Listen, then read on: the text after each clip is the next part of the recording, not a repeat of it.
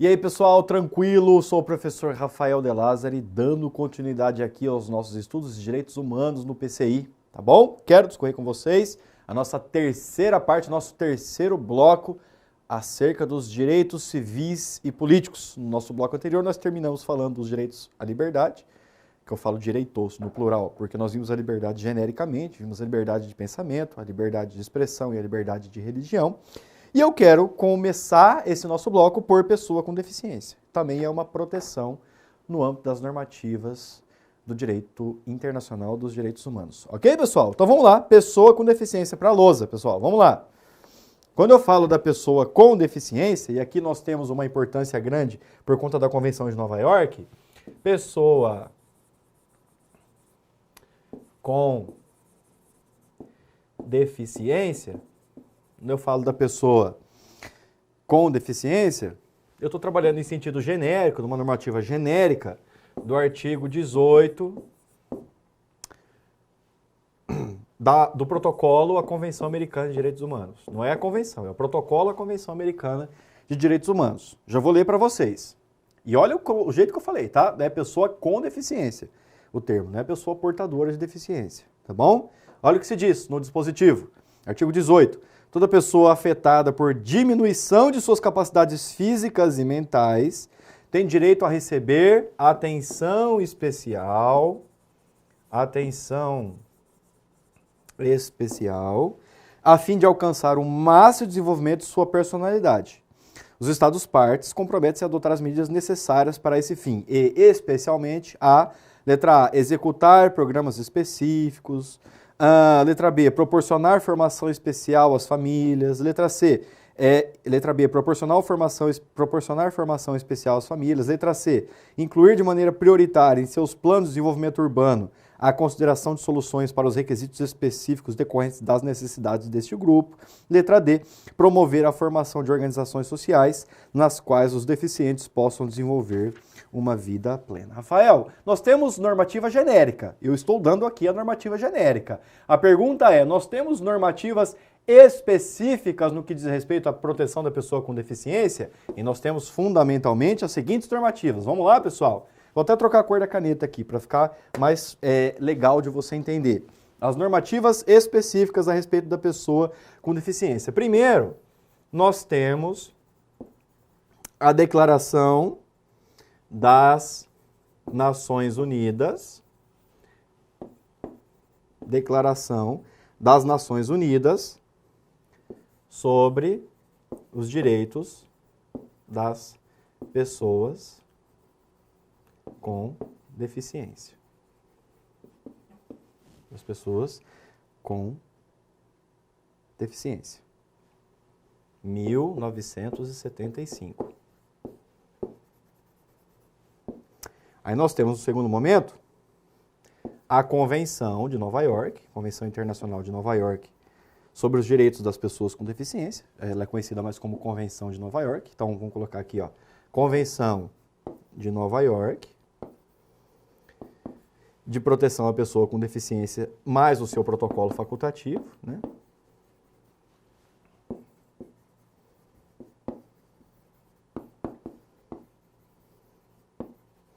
Mais o seu protocolo facultativo, são documentos de 2007, que foram devidamente internalizados, né? Eles são de 2007, mas eles foram internalizados em 2009, tá bom? E nós temos a normativa específica no âmbito do sistema interamericano. Sempre que eu tento trazer um sistema regional, eu dou prioridade, obviamente, ao sistema interamericano, porque nós estamos inseridos no sistema interamericano. Ok, pessoal? A Convenção Interamericana para a eliminação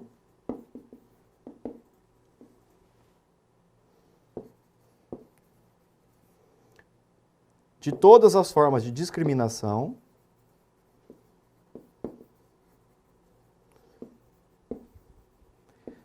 contra, não vai caber aqui, contra pessoas portadoras de deficiência. Ela foi assinada na Guatemala no ano de 1999, tá? Aí, pessoal, eu quero puxar uma flechinha aqui. Uma flechinha, um asterisco, aí eu vou puxar uma flechinha. Ó, atentar para o Tratado de Marrakech. Fica comigo na lousa.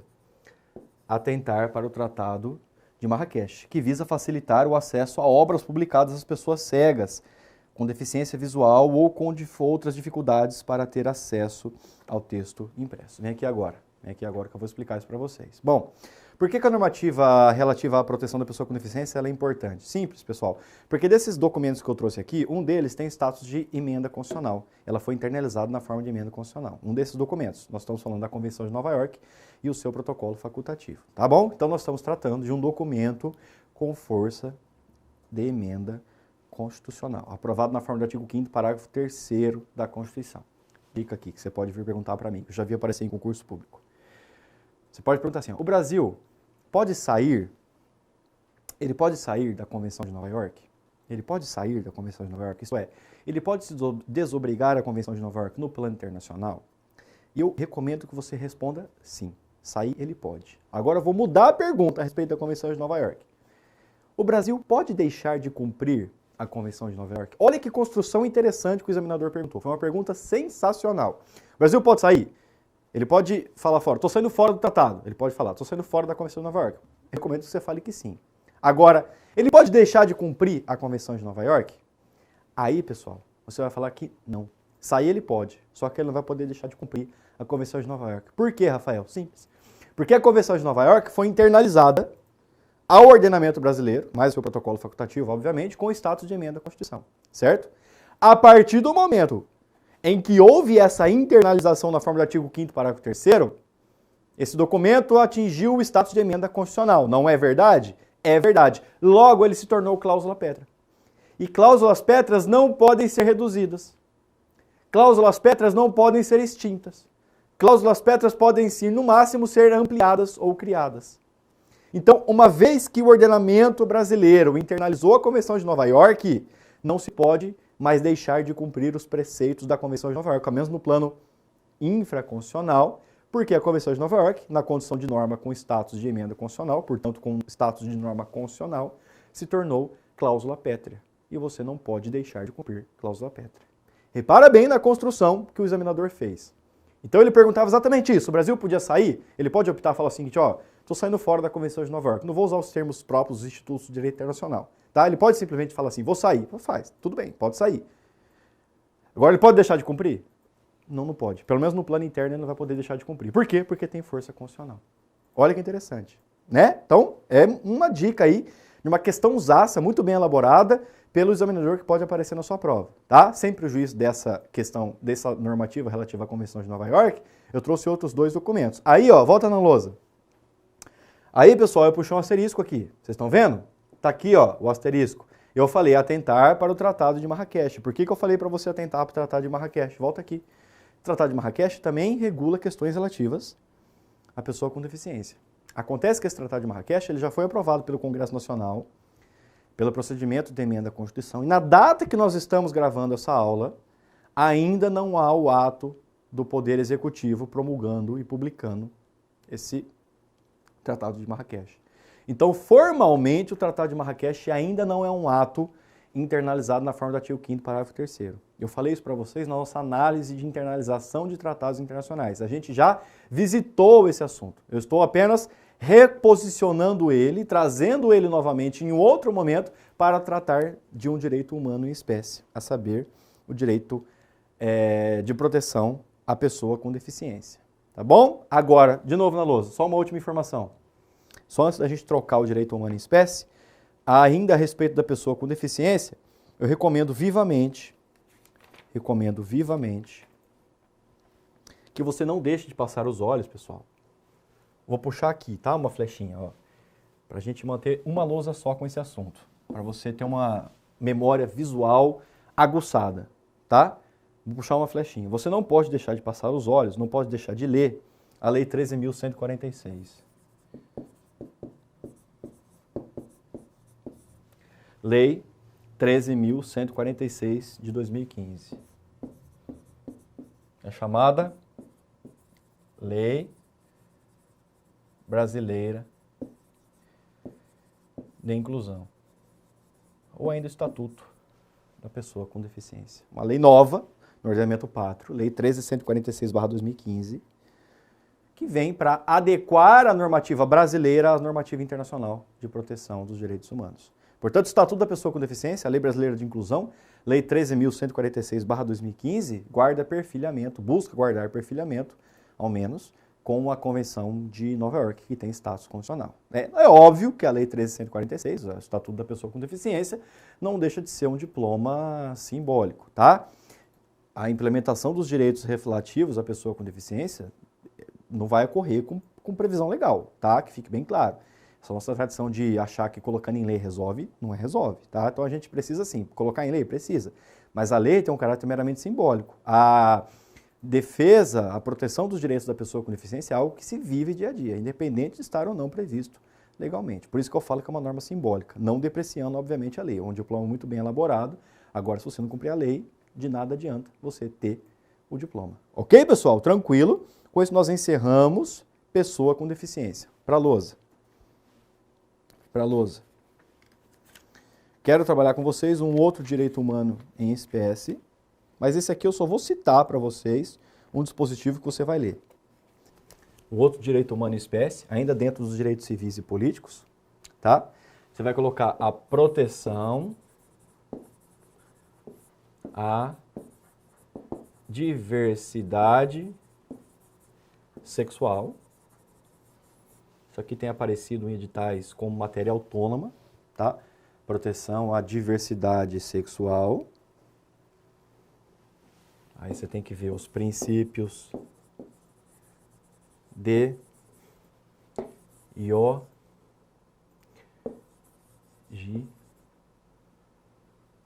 é um Y aqui. IOG a carta, tá bom?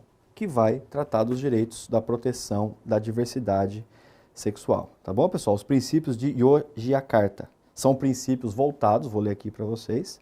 Difícil de ler o nome, né? Yogyakarta, tá certo? I-Y-O-G-Y.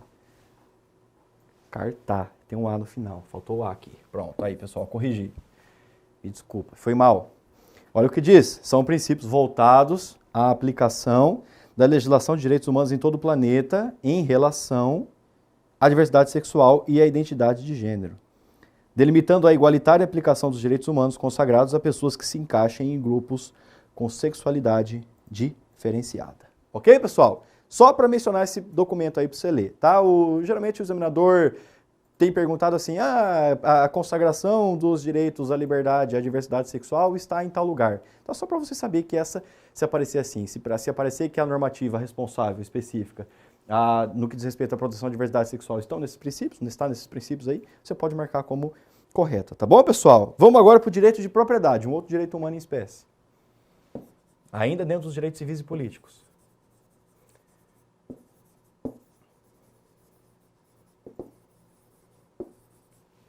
Direito de propriedade. Você vai colocar aí, ó. Artigo 17 da Declaração Universal. Artigo 17 da Declaração Universal, itens 1 e 2. Artigo 23 da Declaração Americana de Direitos Humanos. Artigo 23 da Declaração Americana de Direitos Humanos, mais o artigo 21 da Convenção Americana de Direitos Humanos, tá? Aqui vai ter casos da Corte, mas eu por hora quero ler a fundamentação nas normativas internacionais, tá? Olha só, pessoal, direito de propriedade, artigo 17. Artigo 17 da Declaração Universal. Olha só, toda pessoa tem direito à propriedade, só ou em sociedade com outros. Beleza. 2, ninguém será arbitrariamente privado de sua propriedade. Então você tem direito de ter uma propriedade, de desfazer da sua propriedade e de não ser privado da sua propriedade. Tudo bem, pessoal? É um direito amplíssimo. Lembrando que o direito de propriedade somente tem razão de existir se complementada com a ideia de função social, tá? Artigo 23 da Declaração Americana. Toda pessoa tem direito à propriedade particular correspondente às necessidades essenciais de uma vida decente e que contribua a manter a dignidade da pessoa e do lar. E o artigo 21 da Convenção Americana de Direitos Humanos, toda pessoa tem direito ao uso e gozo de seus bens. Olha o que diz a parte final do dispositivo, que eu já vou conciliar com o nosso diploma constitucional. A lei pode subordinar esse uso e gozo ao interesse social. Então, vem aqui que eu vou dar uma dica para vocês. Direito de propriedade precisa ser conciliado com função social da propriedade. Vou repetir, a função social da propriedade não é uma exceção ao direito de propriedade. Vamos de novo. Direito de propriedade deve ser conciliado com função social da propriedade. De modo que função social da propriedade não é propriamente uma exceção ao direito de propriedade. Função social de propriedade está intrínseco, é inerente ao direito de propriedade. Isso significa, pessoal, que somente há direito de propriedade se ela atender à sua função social. Se o dono, se o ocupante do imóvel respeitar a produtividade da terra, do lugar, a edificação, se manter o terreno adequado, se pagar adequadamente a tributação incidente sobre o imóvel. Tudo bem, pessoal? Se empregar pessoas, isso é respeitar direito de propriedade, sobretudo com função social. Um depende do outro, entenderam? Função social depende do direito de propriedade para existir. E direito de propriedade só existe se atender à sua função social. Ok, pessoal? Então, é uma relação de caráter complementar, né? Um, direito de propriedade é função social, um auxilia o outro. Vamos para os casos da Corte Interamericana, pessoal. Casos, para a lousa comigo. Sobre direito de propriedade. Quero pular direto para cá. Vamos trocar de lousa? Fica mais fácil, né? Ainda dentro do direito de propriedade, vamos colocar numa lousa autônoma. Casos da Corte Interamericana de Direitos Humanos. Casos da Corte Interamericana de Direitos Humanos sobre direito de propriedade. Sobre o direito de propriedade. Vamos lá. Primeiro, caso que pode vir a aparecer. Na verdade, é uma decorrência, né? Foi uma operação extrajudicial de despejo que ensejou esse caso aqui, que é um caso Garibaldi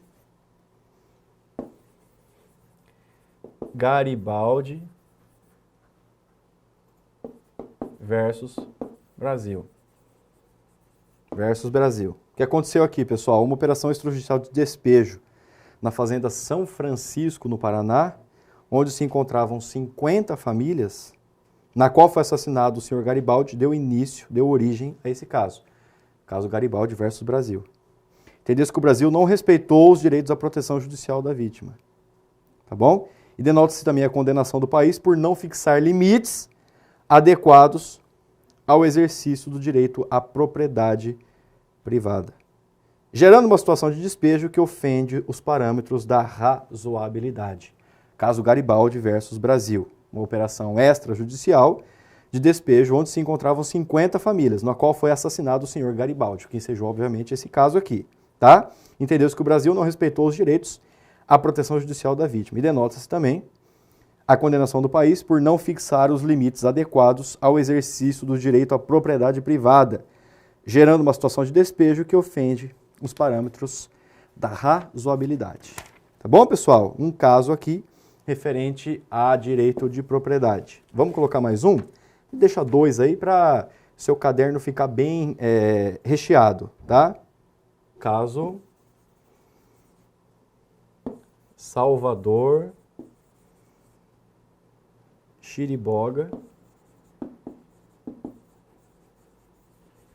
Caso Salvador Chiriboga versus Equador. Caso Salvador Chiriboga versus Equador. Em 2008, condenou-se o Estado, equatoriano, obviamente, por violar os direitos à propriedade e as garantias judiciais por desapropriar um imóvel por razão de utilidade pública, ocupando-o antes da sentença final e sem pagamento de justa indenização.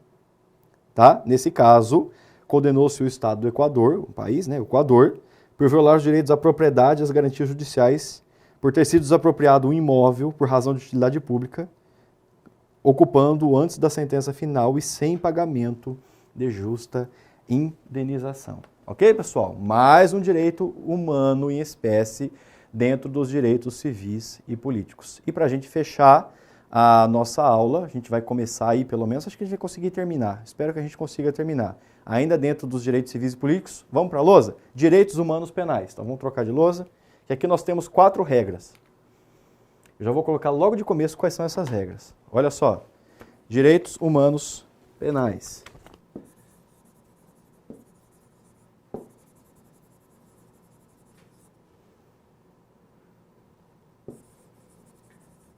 Direitos humanos penais. Nós estamos falando das regras de Mandela. Olha o que o examinador pergunta. Está perguntando bastante isso. Qual a diferença das regras de Mandela, das regras de Bangkok, das regras de Pequim e das regras de Tóquio? Regras de Mandela. Regras de Bangkok. Regras de Bangkok. Regras de Pequim.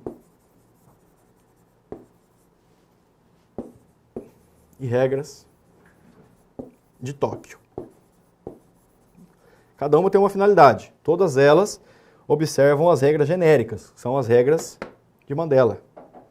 As regras de Mandela nada mais são do que as regras mínimas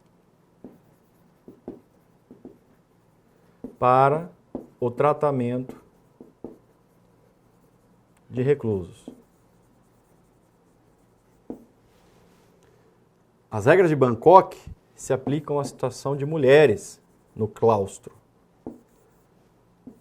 As regras de Pequim envolvem menores no claustro. E, por fim, as regras de Tóquio como medidas alternativas à privação da liberdade.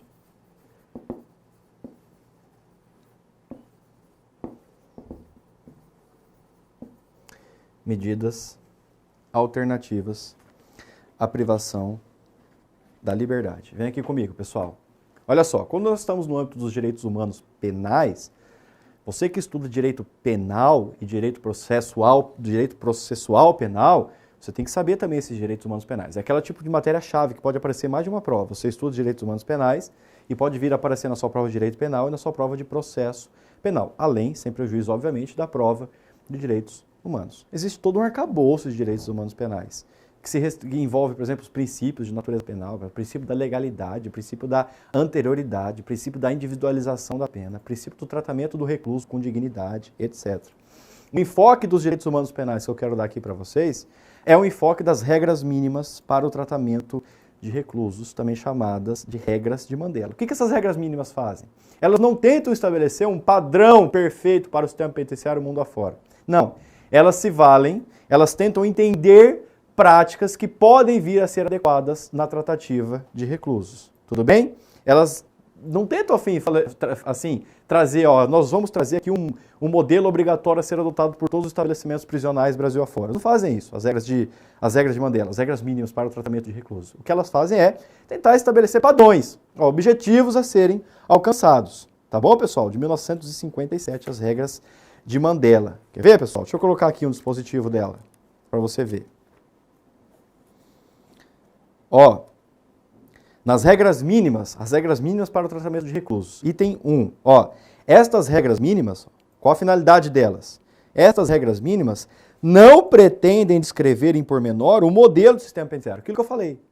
Tenta obrigar um sistema penitenciário perfeito. Elas procuram unicamente, com base no consenso geral do pensamento atual e dos elementos essenciais dos mais adequados sistemas contemporâneos, estabelecer o que geralmente se aceita como sendo bons princípios e práticas no tratamento dos reclusos e na gestão dos estabelecimentos de detenção. Tá bom, pessoal? Então, além das regras mínimas para o tratamento de reclusos, as regras de Mandela, nós temos que mencionar também as regras de Bangkok. As regras de Bangkok. Vamos colocar lá. Que envolve tratamento de mulheres presas. As regras de Bangkok, tá bom? Expedidas em 2010 pelo Conselho Econômico e Social da ONU, elas se destinam ao tratamento de mulheres presas e medidas não privativas de liberdade para mulheres infratoras. Aí você vai perguntar assim para mim, Rafael, então entendi a regra, entendi como é que funciona. Se for um homem preso, você segue as regras de Mandela. Se for mulher, você segue as regras de Bangkok. Não, pessoal, não é assim. As regras mínimas sempre vão atuar em caráter principal. Se você tiver uma regra especial para mulher, para menores, para medidas não privativas de liberdade, tudo bem. Medidas não privativas de liberdade, tudo bem. Agora, as regras mínimas valem para absolutamente todos os reclusos, homem, mulher, tudo bem, pessoal? Ela é ampla, as regras mínimas para o tratamento de reclusos, elas são amplas, ok? Beleza. Nós também temos que mencionar as regras de Pequim, também conhecidas por regras mínimas das Nações Unidas para a Administração da Justiça de Menores, adotadas em 1985. Pela Assembleia Geral das Nações Unidas. Mesma coisa, tá bom, pessoal? Não é que você vai deixar de aplicar as regras mínimas para o tratamento de reclusos, as regras de Mandela. Não, pessoal.